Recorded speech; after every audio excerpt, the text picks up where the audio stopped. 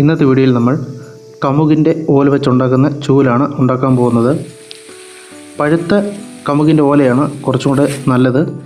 നമുക്ക് പക്ഷേ പച്ചയാണ് കിട്ടിയേക്കുന്നത്. ഇത് നമുക്ക് കുറച്ച് നീളത്തിന് കട്ട് ചെയ്തെടുക്കാം. ഏകദേശം ഈ ഒരു പരുവത്തിന് നമുക്ക് കട്ട് ചെയ്തെടുക്കാം. ഇതിൻ്റെ തുമ്പ് ഭാഗമാണ് നമ്മൾ കട്ട് ചെയ്തെടുക്കുന്നത്, അടിഭാഗമല്ല, തുമ്പ് ഭാഗം. ഏകദേശം ഈ ഒരു നീളത്തിന് നമ്മളൊരു 4 എണ്ണം കട്ട് ചെയ്തെടുത്തിട്ടുണ്ട്. നിങ്ങളെടുക്കുമ്പോൾ എപ്പോഴും പഴുത്തത് നോക്കി എടുക്കുന്നതായിരിക്കും നല്ലത്, അതാണ് കുറച്ചും കൂടെ സ്ട്രോങ്. ഇനി നമുക്ക് വേണ്ടത് കെട്ടുകമ്പിയാണ്. ഇത് നമുക്കതിൻ്റെ ആവശ്യത്തിന് മുറിച്ചെടുക്കാം. കുറച്ച് നീളത്തിന് മുറിച്ചെടുത്താൽ മതി. ഇത് കെട്ടാൻ വേണ്ടിയിട്ടാണ്. ഇനി ഓരോന്നായിട്ട് നമുക്ക് കെട്ടണം.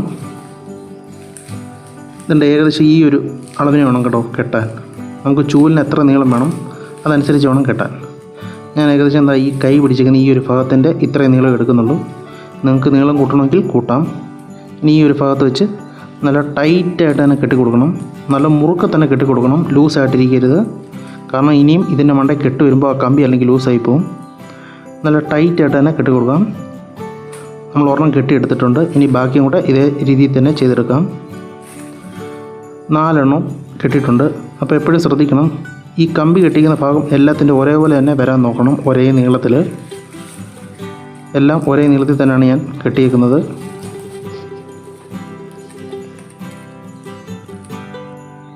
ഇനി നമുക്ക് വേണ്ടത് ഇതേപോലത്തെ ഒരു ചരടാണ് കേട്ടോ. മുറിക്കാത്ത ചരടാണ് കേട്ടോ, ഒറ്റ നീളത്തിനുള്ള ചരട്.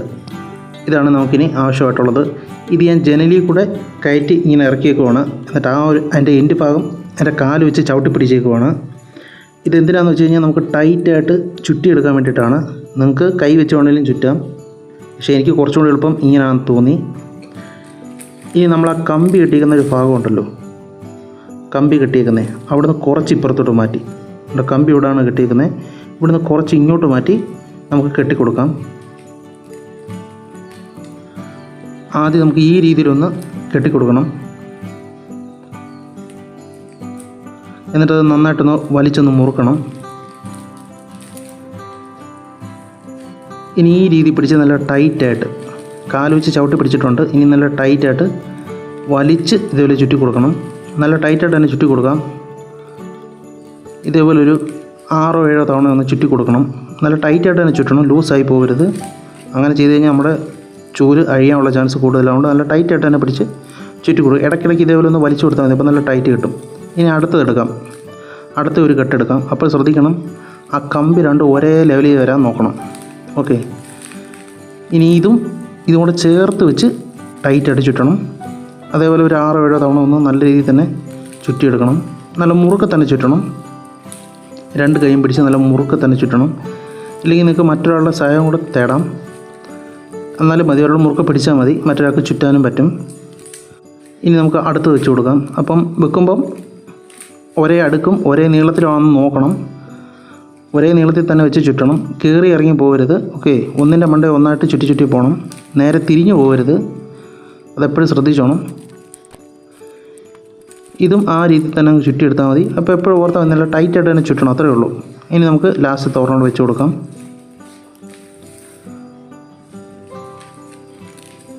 ഇതും നല്ല ടൈറ്റായിട്ട് തന്നെ നമുക്ക് ചുറ്റിയെടുക്കാം. ഇതിൻ്റെ പിടിയായിട്ട് ഞാനിടുന്ന പൈപ്പാണ് കേട്ടോ. അപ്പോൾ നിങ്ങളൊരു കാര്യം ചെയ്യണം, ഇതിൻ്റെ ബാക്കി വരുന്ന ഭാഗം എന്ന് വെച്ച് കഴിഞ്ഞാൽ കൈ പിടിച്ചിരിക്കുന്ന ആ ഒരു ഭാഗം ഉണ്ടല്ലോ, നിങ്ങൾക്ക് വേണമെങ്കിൽ കുറച്ച് കത്തി ഉപയോഗിച്ച് കുറച്ച് ചെത്തി കളയാം. അപ്പോഴേ ആ പൈപ്പിനകത്ത് കയറത്തുള്ളൂ. ഏകദേശം അറിയാമല്ലോ, നമ്മൾ ചൂലിന് വരുന്ന പൈപ്പ് അറിയാമല്ലോ. അപ്പോൾ അത് കയറുന്ന രീതിയിൽ ഒന്ന് ചെത്തി കൊടുത്താൽ മതി. ഈ ഭാഗം വരുന്ന ഭാഗം കുറച്ച് ഓല അങ്ങ് ചെത്തി കളഞ്ഞാൽ മതി. അപ്പോൾ ആ പൈപ്പിനകത്ത് കയറിക്കോളും. ഇതേ രീതിയിൽ തന്നെ ബാക്കി ഇങ്ങോട്ട് വരുന്ന ഭാഗം ചുറ്റി അങ്ങ് എടുത്താൽ മതി. അതും നല്ല ടൈറ്റായിട്ട് പിടിച്ച് തന്നെ ചുറ്റണം, ലൂസാവാതെ ടൈറ്റായിട്ട് പിടിച്ച് അങ്ങ് ചുറ്റിയെടുത്താൽ മതി. അവസാനം കൊണ്ടുവന്ന് ഈ രീതിയിലൊന്ന് കെട്ടിക്കൊടുത്താൽ മതി. നമ്മുടെ പഴയൊരു ചൂലിൻ്റെ ഇതേപോലത്തെ ഒരു മൂടിയാട്ടോ എടുത്തേക്കുന്നത്. നമ്മൾ കടയിൽ നിന്ന് മേടിക്കുന്ന ചൂലിൻ്റെ മൂടി. ഇതേപോലെ നല്ല ടൈറ്റായിട്ട് ഇട്ട് കൊടുത്താൽ മതി. ഈ ഭാഗമാണ് ഞാൻ പറഞ്ഞത്. നിങ്ങൾ കെട്ടുന്നതിന് മുമ്പ് ഈ ഭാഗം ഒന്ന് ചെത്തി കൊടുത്തു കഴിഞ്ഞാൽ ഇത് സിമ്പിളായിട്ട് കയറി വരും. ഇനി നമുക്ക് ഒരു കാര്യം കൂടി ചെയ്യാനുണ്ട്. എങ്കിൽ മാത്രമേ നമ്മുടെ ചൂല് കറക്റ്റായിട്ട് ഇരിക്കത്തുള്ളൂ. ഇതേപോലെ ഒരു മടലിൻ്റെ പീസിനകത്ത് ഞാനൊരു 10 ആണി ഇതേപോലെ അടിച്ചെടുത്തിട്ടുണ്ട്. നിങ്ങൾക്ക് വേണമെങ്കിൽ നമ്മുടെ കത്തി ഉപയോഗിച്ചും ഇതേപോലെ ചീവി എടുക്കാം. പക്ഷേ അപ്പം നമ്മുടെ ഈർക്കലിന് ഡാമേജ് ഒന്നും വരാൻ നോക്കണം. ഇപ്പോൾ ഈ രീതിയിലാണ് ചെയ്യുന്നതെങ്കിൽ ഈർക്കലിന് ഒരു ഡാമേജും വരത്തില്ല, നല്ല രീതിയിൽ തന്നെ അത് കിട്ടും. ഈർക്കലൊന്നും പല്ലായി പോകാതെ തന്നെ കിട്ടും. ഇനി ഇതേ രീതിയിൽ തന്നെ എൻ്റെ ചുറ്റിനും ഒന്ന് നല്ല രീതിയിലൊന്ന് ചീവി എടുക്കാം. അപ്പോൾ നിങ്ങൾ എടുക്കുമ്പോൾ പ്രത്യേകം ശ്രദ്ധിക്കണം, നല്ല പഴുത്തത് നോക്കി, എന്ന് വെച്ചാൽ മുറ്റിയ തരത്തിലുള്ള ഓല എടുക്കുന്നതായിരിക്കും നല്ലത്, എന്നാലേ കുറച്ച് കാലം നിൽക്കത്തുള്ളൂ. ഇപ്പോൾ എനിക്ക് പച്ച മാത്രമാണ് കിട്ടിയത്, നമുക്ക് പഴുത്തത് കിട്ടിയില്ല.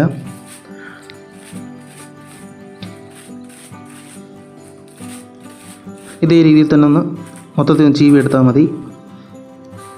കണ്ടോ, ഇപ്പോൾ തൂക്കുമ്പോൾ തന്നെ കണ്ടില്ലേ, നല്ല രീതിയിൽ തന്നെ വരുന്നുണ്ട്. ഇനി ഇതിൻ്റെ അധികത്തിലുള്ളൊരു ഭാഗമുണ്ടല്ലോ, ഇങ്ങനെ അധികമായിട്ട് കിടക്കുന്ന ഭാഗമൊക്കെ കത്രിക ഉപയോഗിച്ചൊന്ന് കട്ട് ചെയ്തെടുത്താൽ മതി. നിങ്ങൾക്ക് ഇഷ്ടമുള്ള ഷേപ്പിൽ കട്ട് ചെയ്തെടുക്കാം. ഇനി നമുക്കിതൊന്ന് തൂത്ത് നോക്കാം.